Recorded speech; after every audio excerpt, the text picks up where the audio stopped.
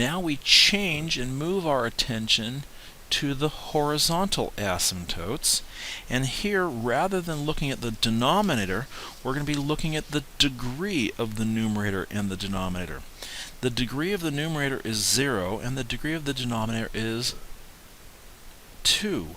And so when there's a larger degree in the denominator, I'm going to write it this way: degree of denominator is higher.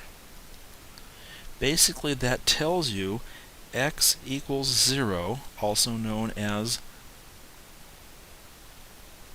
that should be y equals 0, also known as the x-axis, is the horizontal asymptote. Now it asks, will the graph ever cross the horizontal asymptote? Well, if we look at the numerator, wherever the numerator is equal to 0, that's where we're going to have an x-intercept. There's no x-intercept here, and therefore there will be no place where the graph will cross the horizontal asymptote, which is the x-axis. We'll skip over that part. Moving on to the next problem. I look at the degree of the polynomials, and they're both x squared, the same degree in the numerator and denominator. So that tells me the ratio there, so when I have the same degree, numerator and denominator, that tells me y equals -4/1, or just y equals -4, is the horizontal asymptote.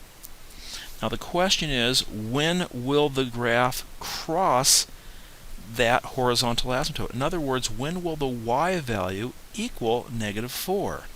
So I'm going to take my equation, -4x squared plus 5x minus 1 over x squared plus 2, and set it equal to -4. I'm going to multiply through by that denominator. That will give us -4x squared plus 5x minus 1 is equal to -4x squared minus 8. I can then cancel out the minus 4x squareds on each side. I'm going to have 5x minus 1 equals -8. 5x is equal to -7, and x will equal -7/5. That basically tells me that the graph crosses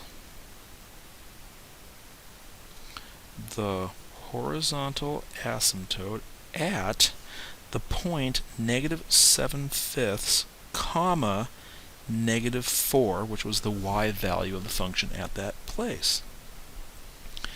This final problem asks us what's the horizontal asymptote here, and when the degree of the numerator is higher than the degree of the denominator, there will be no horizontal asymptote.